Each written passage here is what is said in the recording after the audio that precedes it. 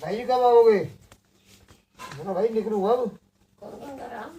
Tense fighting is taking place everywhere, especially in the south of the Republic near the town of Mariupol. According to Edward Basulin, he is the representative of the People's Militia here. That town is currently encircled by the Azov Battalion that is known for its neo-Nazi beliefs and affiliations. Well, apparently they're preventing civilians from evacuating the city, basically making them into human shields. Now, according to reports, some of the Ukrainian soldiers have decided to surrender to the army of Donetsk to lay down their weapons, and that's according to the call by Vladimir Putin and local authorities as well, who promised amnesty to the soldiers that leave their weapons behind and a safe passage back home. Remember, we're also getting reports from Ukraine that suggests Kiev's military is pulling back from the border with Russia. What can you tell us about that? Well, Russia's Federal Security Service have announced that there are no Ukrainian border guards left on the border with Russia, and actually 16 of those border guards have crossed into Crimea, surrendered to Russian law enforcement, saying that they no longer wish to serve in Ukraine. Meanwhile, Ukrainian border guard authorities said that they have relocated some of the border guards to reserve positions, and they will rotate them as the situation dictates. Meanwhile, we've heard on the border of Ukraine there is a place called Kherson. Well, apparently Ukrainian military are nowhere to be found there. This has baffled the locals, and this is just one of the conversations that we heard from them. Где наши воины? Вон опять валят, вон. Что нам делать? Что нам делать, да? Что нам делать? Но Зеленский сказал, что вообще зашли российские войска сюда или нет? Я не знаю, информации никакой. Честно сказать, я в шоке просто от этого. Нас ночью так бомбили тут, что мы в шоке тут были. Что мы думаем сейчас? Okay, that was Roman Kosarov there reporting to us from the ground in Donetsk. Okay, moving on, there have been reports of an attack by Ukrainian forces on a Russian military base near the border. Reportedly, the Ukrainian side launched a missile. Let's try to find out more details about that now and cross live to our correspondent Don Porter. He's in Taganrog, which is a border town in Russia's Rostov region. Don, good to see you this morning. Could you just tell us the latest and bring us up to speed, please? Hi there, Nikki. Well, that's right. There's been reports and videos circulating across social media allegedly depicting a possible rocket strike against a Russian airbase here in Rostov region of Russia.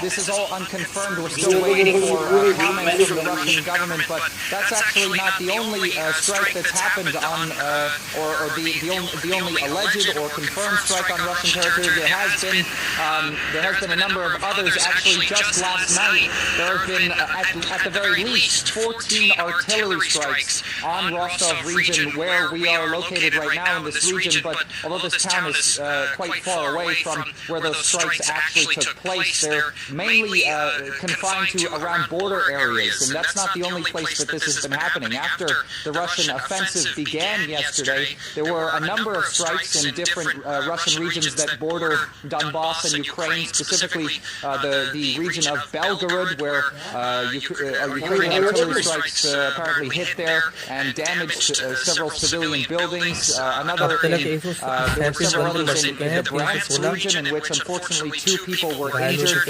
Another in Kursk region, where that was actually quite quick at the border. The Federal Security Services of Russia were able to disable the firing position quite quickly after that happened. But the situation is hard to judge here, because after those strikes that I just mentioned there happened pretty much immediately after the Russian offensive was launched, and we tried to get to the border. We did eventually get there several hours after it happened, but it was quiet there. So we thought maybe it could have had something to to do with the successes of the Russian military there, but like I said, over just last night, there has been the artillery strikes have resumed specifically in Rostov region. So that's an important thing to note, and this has actually caused a lot of, it's caused the government to take a lot of measures now. I mean, they've closed down the airspace down in the southern region of Russia where we're located right now. Flights have been entirely canceled throughout 12 airports in Rostov region until March 2nd at a minimum. That can be extended, but we don't know if it will be so far. Another measure the regional authorities have taken is not just in Rostov, but also in the other regions I mentioned, is to close down schools located near the border because of threats of artillery shelling. Now, all this stuff combined, I mean, this has caused the Russian government to open a criminal investigation into some of the potential biggest perpetrators of what the Russian government is calling crimes and acts of genocide. Actually, these are they're opening an investigation into specifically people connected to neo-fascist armed organizations like the Azov Battalion and Right Sector. Let's take a listen to what the head of the investigative committee had to say earlier. We've named the perpetrators of all the crimes that were committed in Donetsk and Lugansk. Shelling, destruction, murder, and so on. Genocide. We have enough evidence. The killing of people on the basis of nationality. Now, it's also important to note that an evacuee situation has been going on for almost a week now. That was when an evacuation was declared from the Donetsk People's Republic and Lugansk People's Republic. Hey! The naval attacks in the Sea of Azov for the adult need is following the situation in Kramatorsk in eastern Ukraine. Everyone was expecting that the big push, the beginning of this war would have started here in the east with all these more than 100,000 Russian troops just across the border. Well, none of that happened. Yes, there is sporadic shelling along the front line between the Ukrainian armies and the separatists. The separatists have tried a push in Lugansk region to the northeast from where we're standing. They managed to go across in a point called Chestia, but then the Ukrainians took that back. So there hasn't been any major movement along that line. We are hearing now that in the south, in the vicinity of Mariupol, obviously there has been much more activity for the last 24 hours. There has been a lot of attacks. The Russians tried to put a lot of pressure on the Ukrainians in that area, and we are hearing that they might be advancing towards Bryansk, which is a city just on the coast along the Azov Sea. But we still not confirmed how far they have been. But what is clear is that at the moment, from what we have seen unfolding in the last 24 to 36 hours, is that Russia, by attacking Kiev, by attacking Kharkiv, is trying to put pressure there to then have the Ukrainian army units that are posted here in the east that are supposed to be reputed to be the strongest and the better equipped to capitulate. At the moment they are standing strong and there is no major push because the separatists can't do it alone. If they were to push, they need the Russians with them to be able to push because at the end of the day the Ukrainian army is a regular army. It's strong, it's been there for the last 8 years, it's well entrenched and it's well equipped. South of Kramatorsk, Mariupol, our correspondent Charles Bradford is there. On Thursday, we saw a convoy of tanks, some flying Ukrainian flags.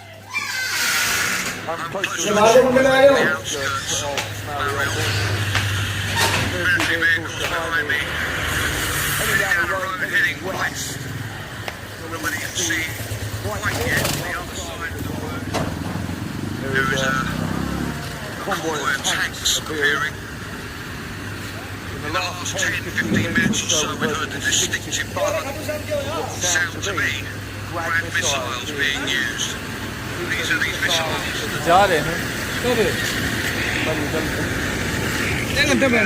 See the tank following ये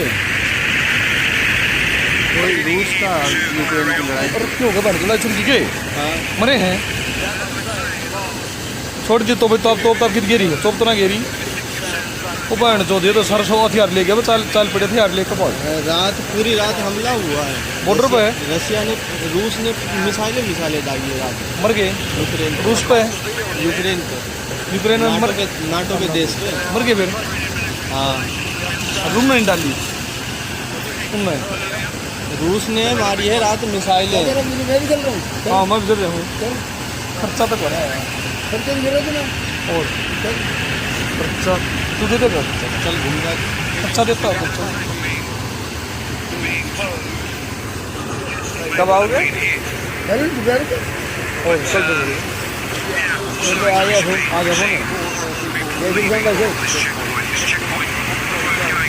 एक minute में आ गया तेल महंगा होगा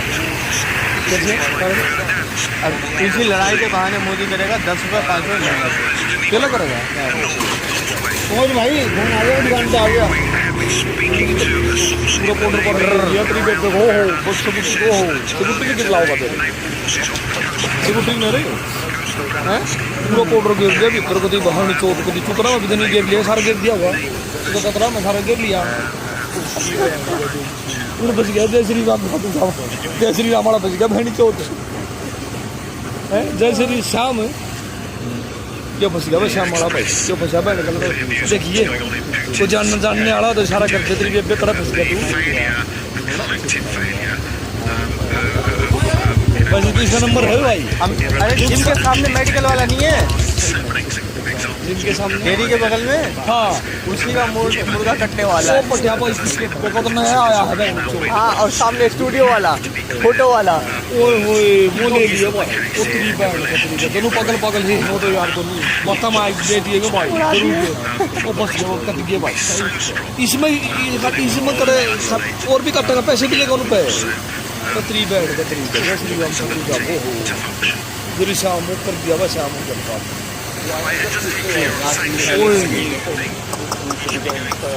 बड़े public मर गए बॉय हैं देखिए बिल्डिंग पड़ी है यार राजधानी में। अरे मोदी क्या कह रहा है मैं रूस का साथ लेने मोदी जा रहा है मोदी रूस से बातचीत कर रहा है और इधर पाकिस्तान तैयार खड़ा पड़ा है उधर चाइना तैयार खड़ा पड़ा है ये जैसे निकला ना रूस के लिए वैसे ही हमला इंडिया पे और सीधा मिसाइल आएगी संसद पे दिल्ली में आएगी सीधा हमारी बिल्डिंग पड़ेगी भाई ना अपन टेंशन भी नहीं है कैसे अपन सेंटर दिल्ली से बाहर है हाँ उड़े पड़ेंगे बहन जो मिसाल सेंटर जो भी हमला करेगा वो सेंटर दिल्ली में करेगा सेंटर दिल्ली में करेगा तो क्या कहते हैं ये नाला है ना हाँ नाला जो भी धमक वमक होगी ना नाले के उधर होगी इधर नहीं होगी अपन सही है हाँ झटका वटका आएगा अपने मकान की दीवार में चटक जाएगी बाकी उसका रिपोर्ट रहेगा कोई भी कभी भी किसी देश में कंट्री पे हमला करता है ना तो उसके राजधानी पे करता है कितना बढ़ कितना नाश हो गया इंडिया मोदी बात कर रहा है रूस के इसने नाश करवाना व्लादिमीर पुतिन से भारत का भी नाश करना है मोदी ने व्लादिमीर पुतिन से बात कर रहा है शाम आ जाइए 2 बजे निकलूंगा चूतिया 3 बजे निकलूंगा ये तो बैठ गया तो चाहिए का पाउडर देर कर दिया इसका व्यवस्थित साक्षी मैं जा रहा हूँ 5 बजे से पहले नहीं निकलने दूंगा मैं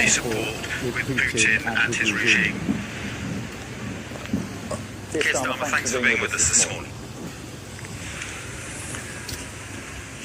Right, let's get the latest from around Ukraine now, and let's go east. Skies John Sparks is in Ukraine's second biggest city of Kharkiv, pretty close, that is, to the border with Russia. And John, what's happening there this morning?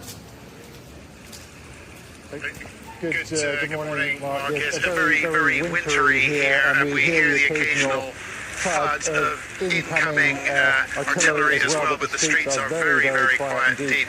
We believe that the Russian military is maneuvering to surround the city, as we think they are also trying to do with the capital, Kiev. And the Ukrainian military is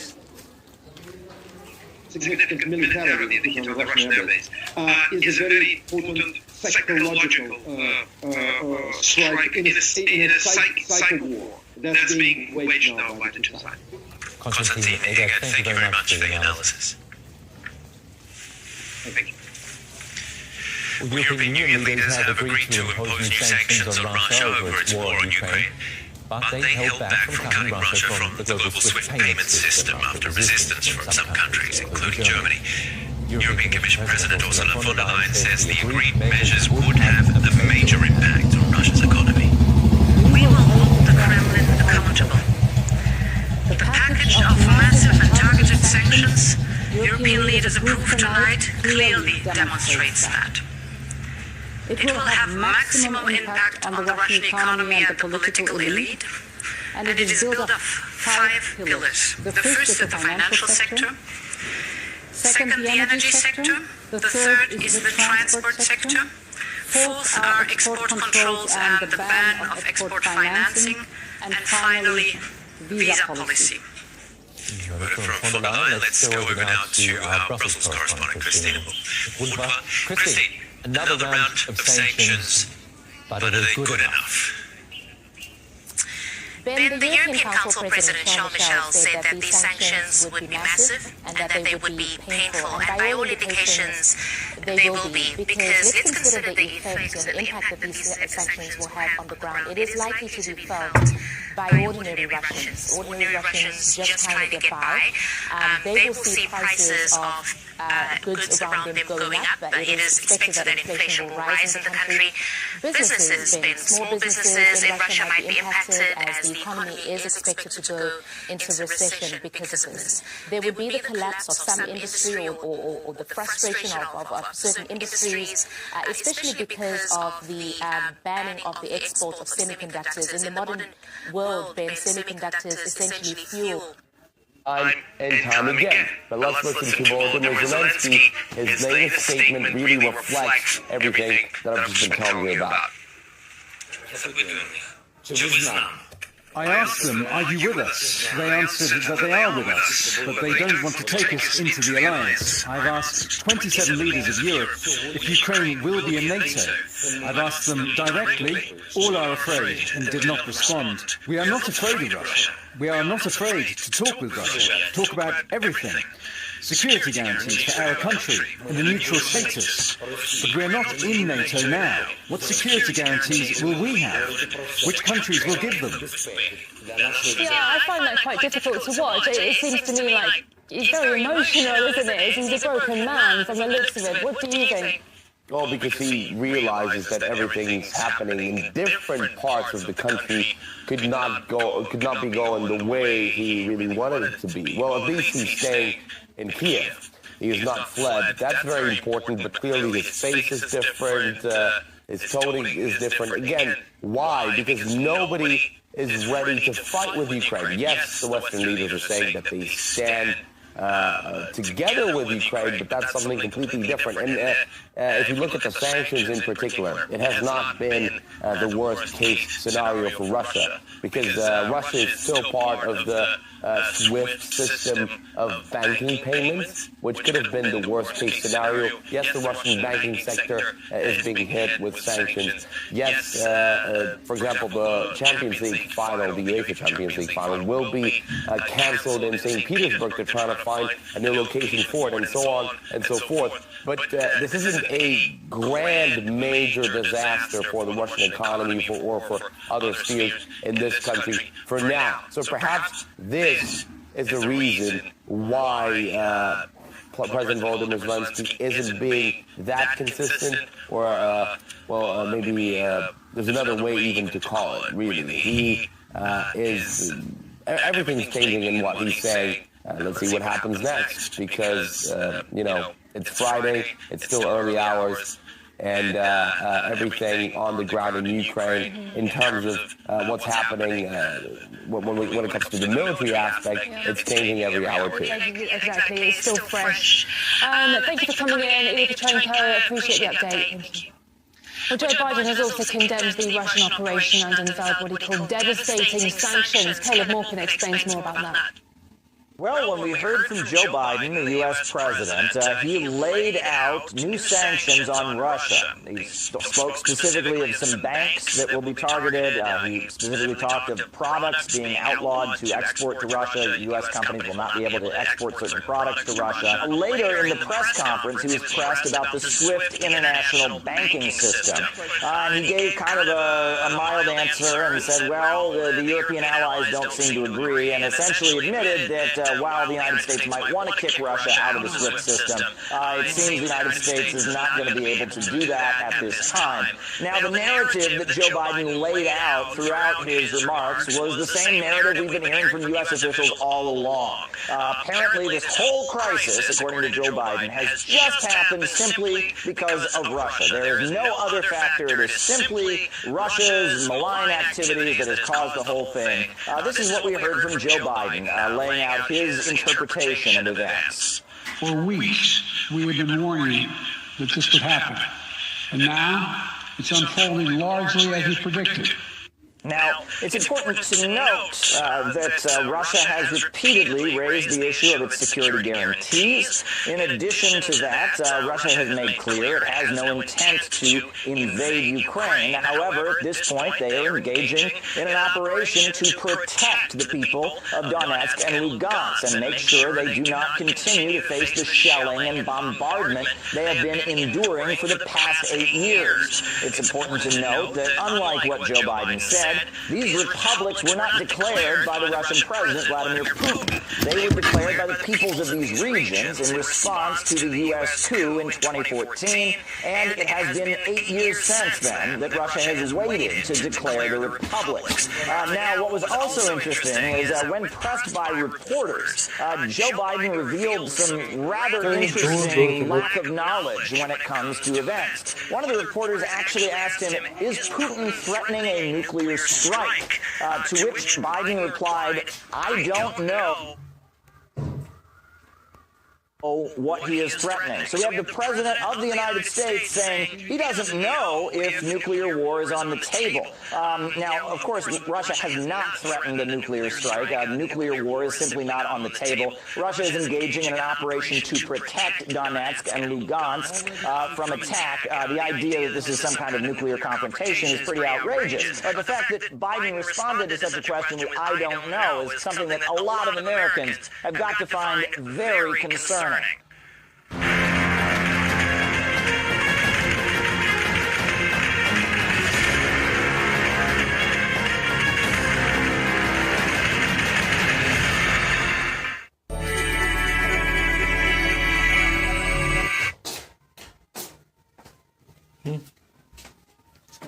machine okay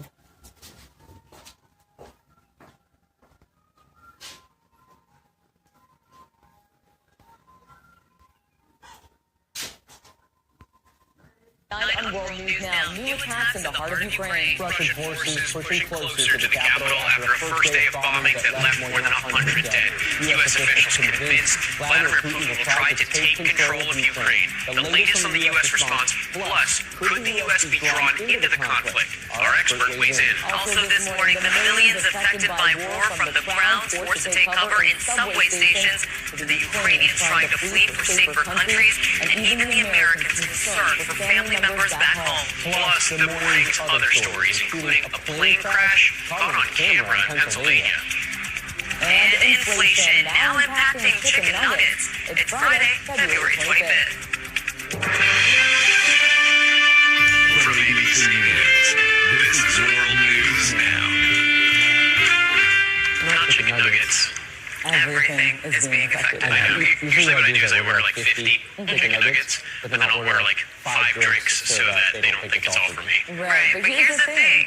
Some of this is about shrinkflation, right? It's not about just prices rising, but it's about your meal getting smaller. Yeah, so we'll get to that. We'll have some fun on this show. First, we are going to begin with the invasion of Ukraine, coming under fire for a second day by land, air, and sea. Here's a live look at the capital city of Kyiv, where Russian troops could roll in at any time. More air raid sirens are going off this morning after another night of deafening explosions, and heavy fighting broke out last night as Ukrainian forces resisted Russian troops targeting a military academy. Hordes of frightened Ukrainians are packing into subways, being used as bomb shelters with their children and pets in tow. Ukrainian President Zelensky says the enemy has marked him as target number one, and that his family is in hiding. But he insists Ukraine will not give up its freedom.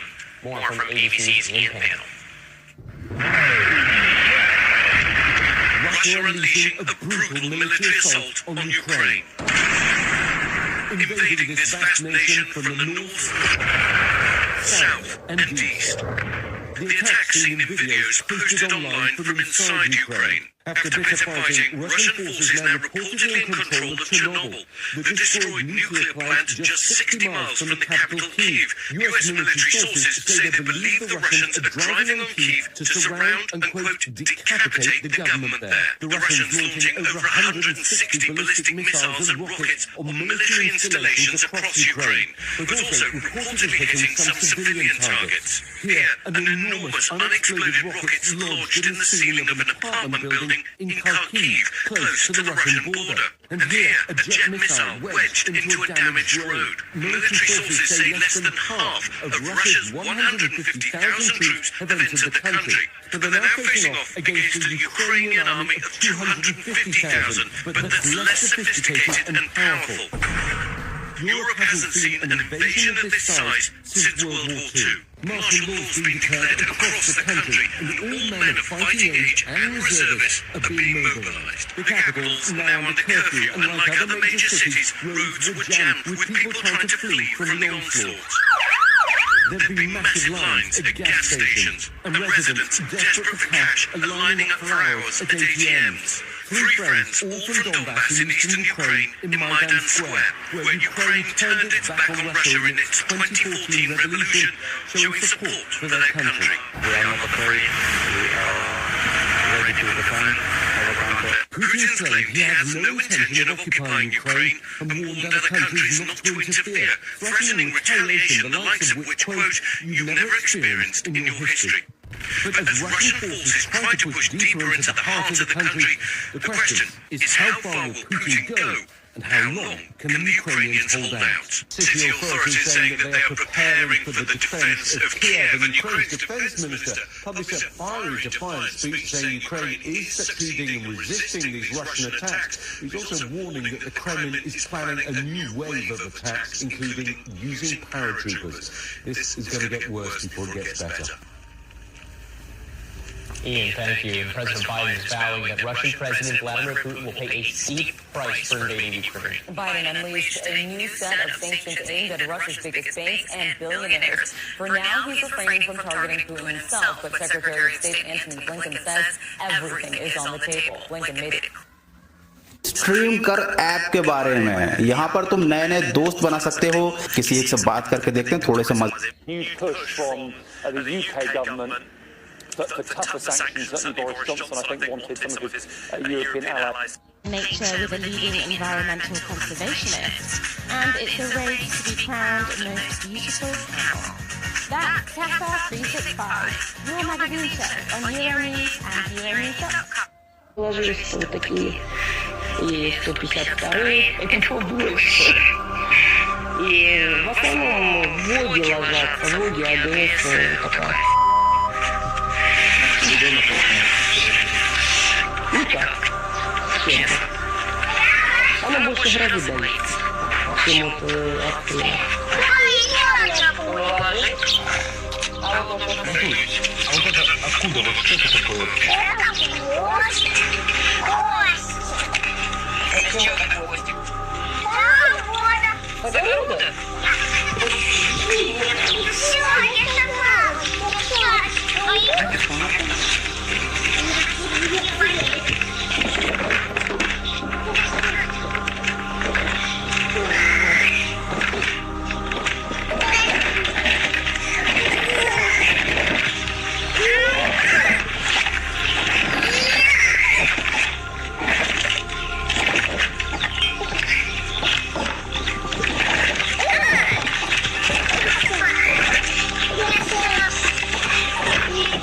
Yes.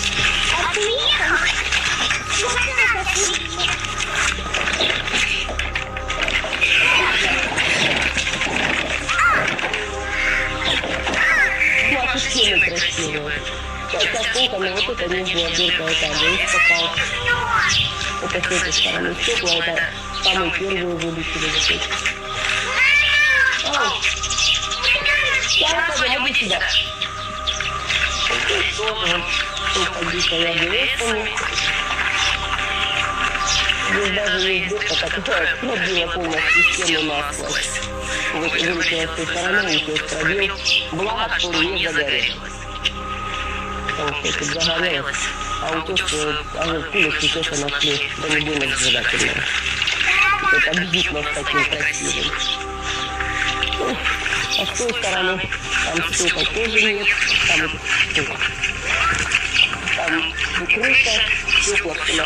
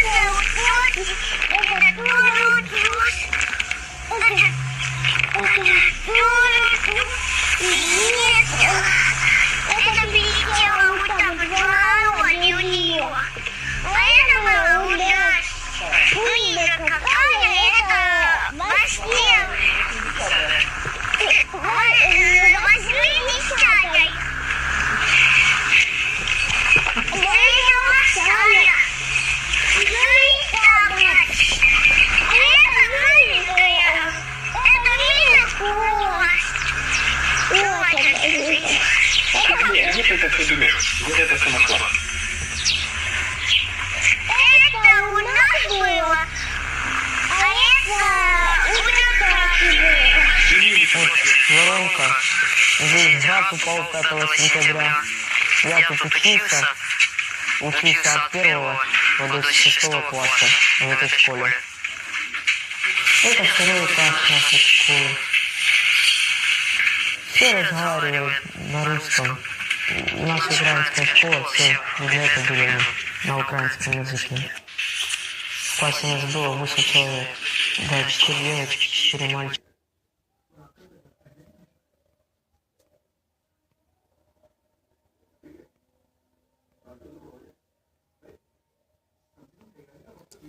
In which right now the President of the United States would send any troops, even if it was to try to help out and try to exfiltrate, for example, the Ukrainian president. Our Washington correspondent Ketavan Gorgestani speaking to us a little earlier. Our international affairs commentator Douglas Herbert is still with me here in the studio. Doug, the US, the EU, the UK, Japan, several countries, several bodies slapping sanctions on Russia for this aggression. Are those sanctions going to do anything though? That's the other question we have to ask. Well, they certainly haven't done anything so far to deter Vladimir Putin.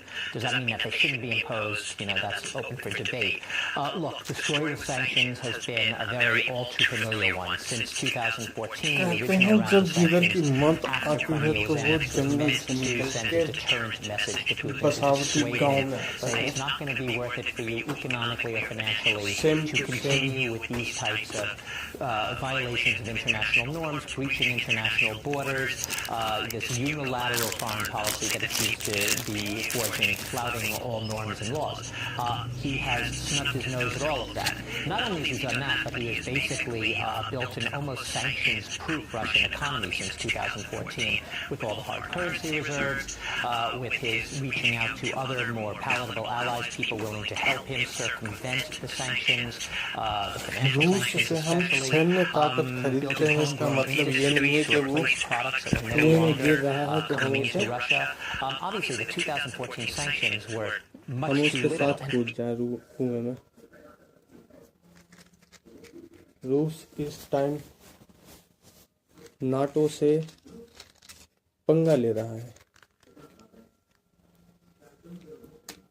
हमें ना तो Ukraine और ना तो रूस दोनों के मुद्दे पे हमें कुछ बोलना ही नहीं चाहिए। दोनों को एक चीज़ समझाओ कि देखो आपस में बैठ के बातचीत कर लो, बातों से मामला सुलझा लो, लड़ना चाहते हो लड़ो, हम तुम्हारे दोनों के बीच में नहीं आएंगे। हम पैसा देते हैं तो सैन्य ताकत लेते हैं उनसे, कोई फ्री में हमें दान दक्षिणा नहीं करता रूस।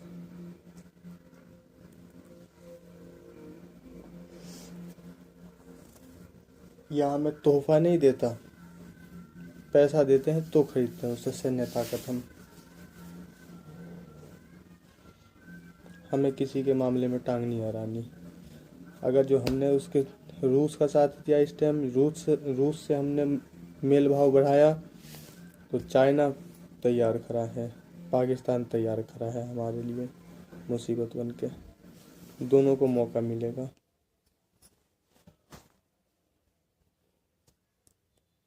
हमें खुद अपने हालात मजबूत करने हैं।